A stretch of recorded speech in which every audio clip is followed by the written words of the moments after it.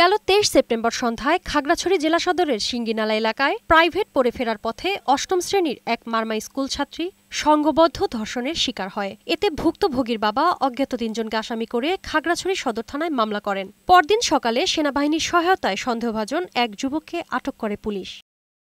ধর্ষকদের গ্রেফতার, ক্ষতিগ্রস্ত স্কুল ছাত্রী পরিবারকে ক্ষতিপূরণ এবং হামলাকারীদের গ্রেফতারের দাবিতে তৃতীয় দিনের মতো চলছে সড়ক অবরোধ কর্মসূচি।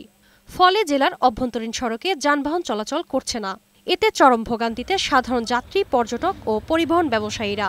আমরা বাসা থেকে বাড়িতে পারতাছি না, মনে কিছু বাজার থেকে কেনাকাটা কিনতে পারতাছি না, কাজ কাম নাই, এইসব চলতেছে মানুষের এখন। মানে কর্ম এখন একদম নাই মানে আমাদেরকে বাড়িতেই দিতেছে না, আমরা কর্ম কিভাবে 3 দিন পর আমরা রাস্তায় ছিলাম।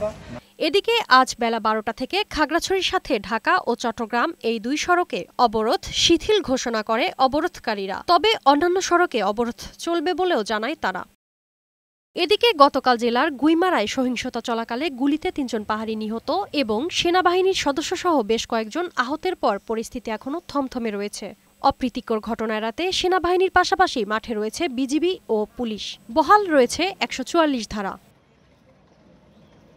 এদিকে পার্বত্য চট্টগ্রামের সব জাতিগোষ্ঠীর নিরাপত্তা নিশ্চিতে এবং দেশের সার্বভৌমত্ব রক্ষায় সেনাবাহিনী যে কোনো ধরনের পদক্ষেপ গ্রহণের জন্য প্রতিশ্রুতিবদ্ধ জানিয়ে এক বিবৃতি দিয়েছে আইএসপিআর। বিবৃতিতে পার্বত্য অঞ্চলের সব জাতিগোষ্ঠীর রাজনৈতিক দলের নেতা ও জনসাধারণকে সংযত আচরণ করার আহ্বান জানানো হয়। এছাড়াও ধৈর্য, সংযম ও মানবিকতার সঙ্গে পরিস্থিতি মোকাবেলা করছে সেনা সদস্যরা বলেও বিবৃতিতে জানানো হয়। শারমিন রিমি, বৈশাখী সংবাদ।